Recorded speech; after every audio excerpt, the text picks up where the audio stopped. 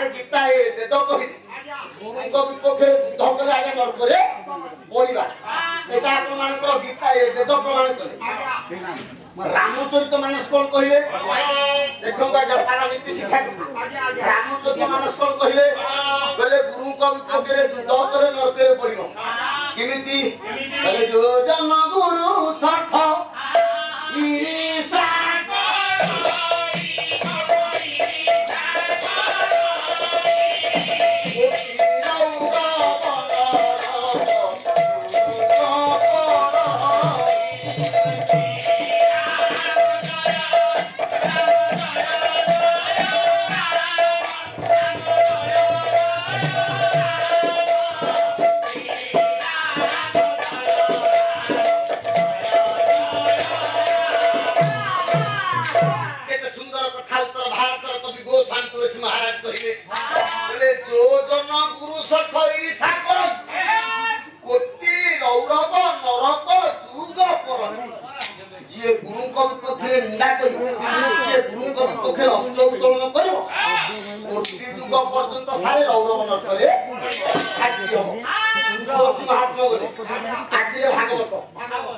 जगन्नाथ दास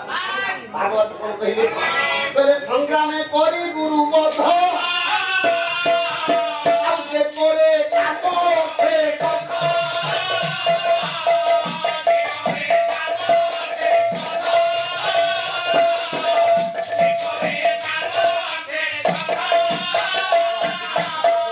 बोले संग्राम करी गुरु बध जे करे काम अर्थे सध से काम अर्थे सुख नाही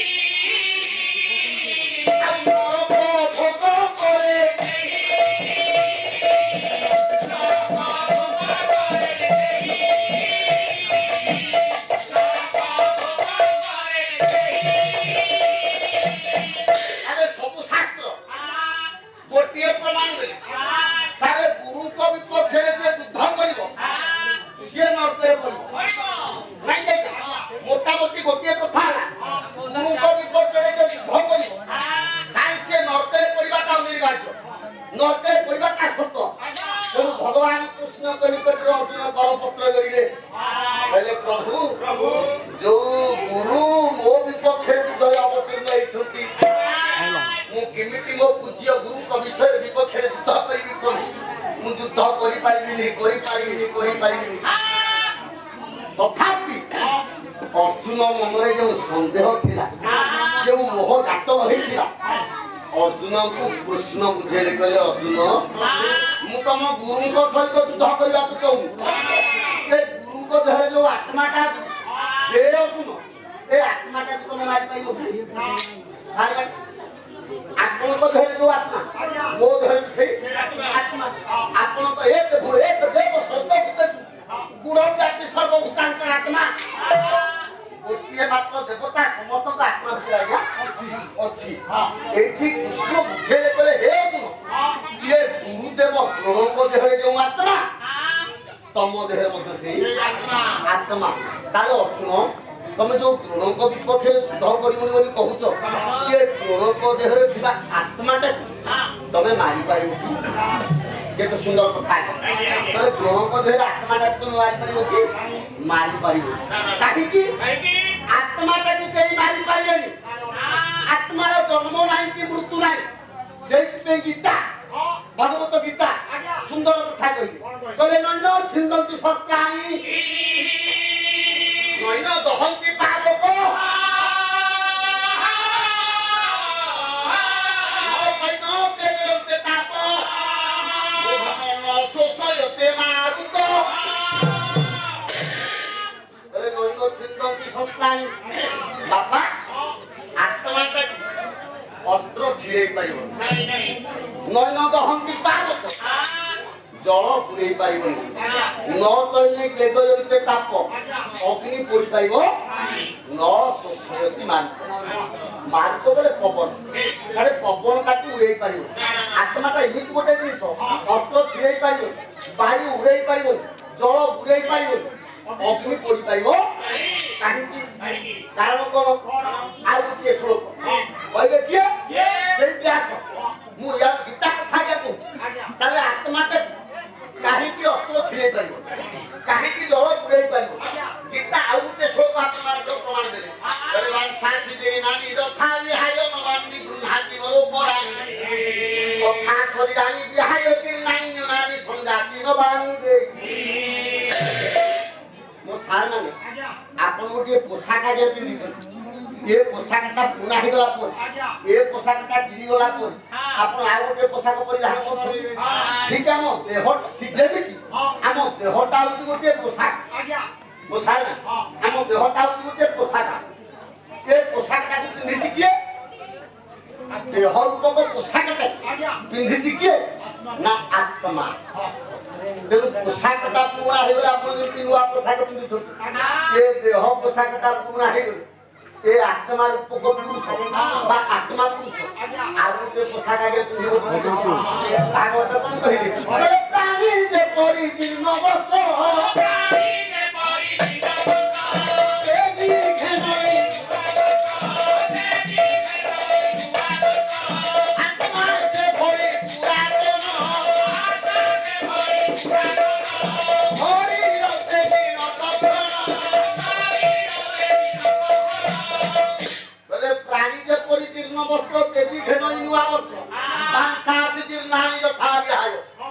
ନୂଆ ଡ୍ରେସଟା ପୁରୁଣା ହେଇଗଲା ପରେ ଯେମିତି ପୁଣି ଗୋଟେ ନୂଆ ଡ୍ରେସ ଆପଣ ପିନ୍ଧୁଛନ୍ତି ଏ ଡ୍ରେସଟା ପୁରୁଣା ହେଇଗଲା ପରେ ଏ ଦେହ ରୂପକ ଡ୍ରେସଟା ପୁରୁଣା ହେଇଗଲା ପରେ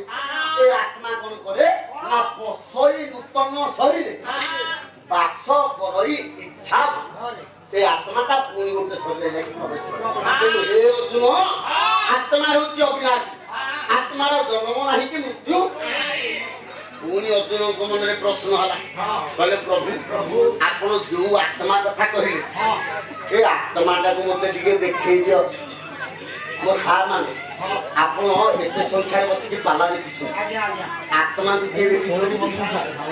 ଆପଣଙ୍କ ଆତ୍ମାକୁ ଦେଖିଛନ୍ତି ତେଣୁ ଯୋଉ ଆତ୍ମାକୁ କେହି ଦେଖିପାରନ୍ତି ଅର୍ଜୁନ କୃଷ୍ଣଙ୍କୁ ପଚାରିଲେ କହିଲେ ପ୍ରଭୁ ମତେ ଟିକେ ସେଇ ଆତ୍ମାଟାକୁ ଦେଖା ହାତ ଟେକି ଦେଲେ ଭଗବାନ କୃଷ୍ଣ କହିଲେ ଅର୍ଜୁନ ଅହଂ ବ୍ରହ୍ମସ୍ମି ମୁଁ ହେଉଛି ବ୍ରହ୍ମ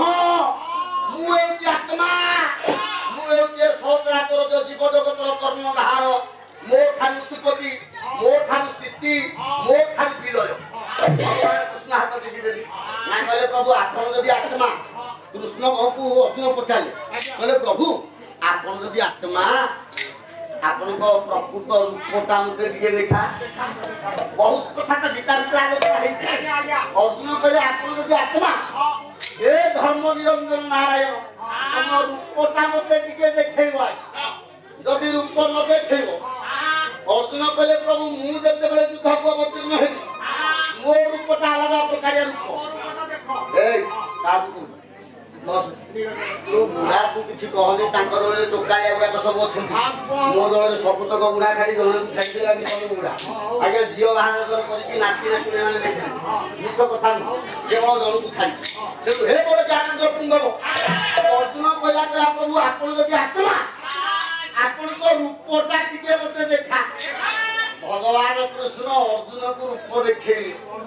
ରୂପ ଏମିତି ରୂପ ଦେଖେଇଲେ ଅର୍ଜୁନ କହିଲେ କାହିଁ ପ୍ରଭୁ ମୁଁ ଦେଖି ପାରୁନି ତ କହିଲେ ଅର୍ଜୁନକୁ ଆଖି ଦୋଷ ଥିବ ଦେଖନ୍ତୁ ଆଜ୍ଞା କହିଲେ ଅର୍ଜୁନ ତୋ ଆଖି ଦୋଷ ଥିବ ନା ପ୍ରଭୁ କଣ ଆଖି ଦୋଷ ନା କିଏ ତୋ ଆଖିଟା ହଉଛି ପାପ ଆଖି ତୋ ଆଖିଟା ହଉଛି ଚର୍ମ ଆଖି ତେଣୁ ଏ ଚର୍ମ ନେତ୍ରେ କହେ ଦେଖି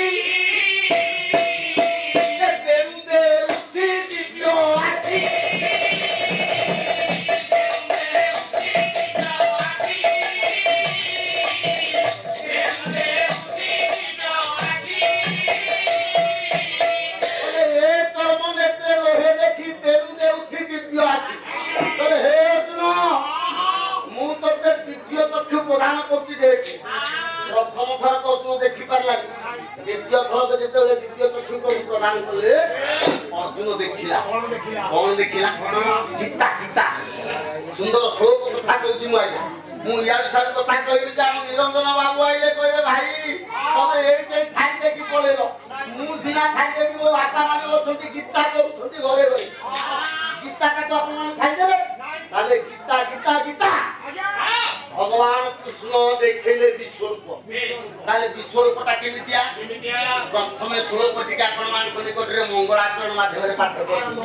শ্লোকটা কোন হে পশ্যা নিত্যান বসুন রুদ্র নৈশিল মরুত তথা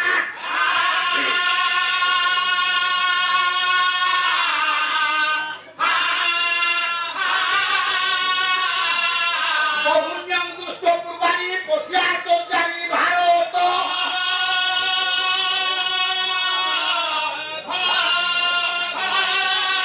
यही कुष्टम जगत कुष्टम पश्चाद्यो सचराचर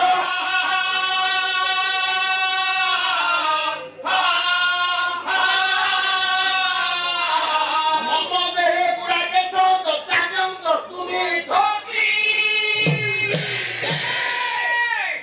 देखन तो विश्वरूपटा अर्जुनकु देखेले केमिति देखेले बोले पश्या दिव्यान आदित्यान आदित्य बोले सूर्य सारे सूर्य केतटा 12टा द्वादश आदित्य अर्जुन कृष्ण को देहे सारे द्वादश आदित्य को देखिले रुद्र रुद्र हले एकादश रुद्र को अर्जुन देखिले काहे को देहे भगवान कृष्ण को देहे न सुनो बोले अश्विनी कुमार दोय पाइले देखिले कृष्ण को देहे आपको देखिले ना बसुन बसु बोले अष्ट बसु नहीं क्या बसु संख्या केते अष्ट बसु धर ध्रुव सोम अह अनल अनिल प्रतीक प्रभात ये अष्ट बसु को तुम देखिले मरुत 49 पवन को देखिले देखो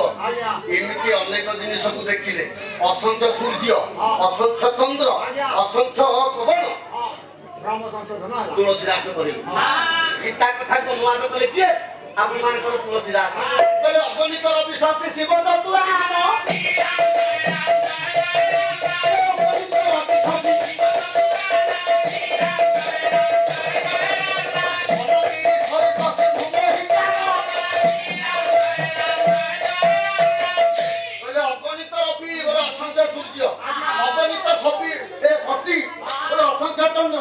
शिव चतुरान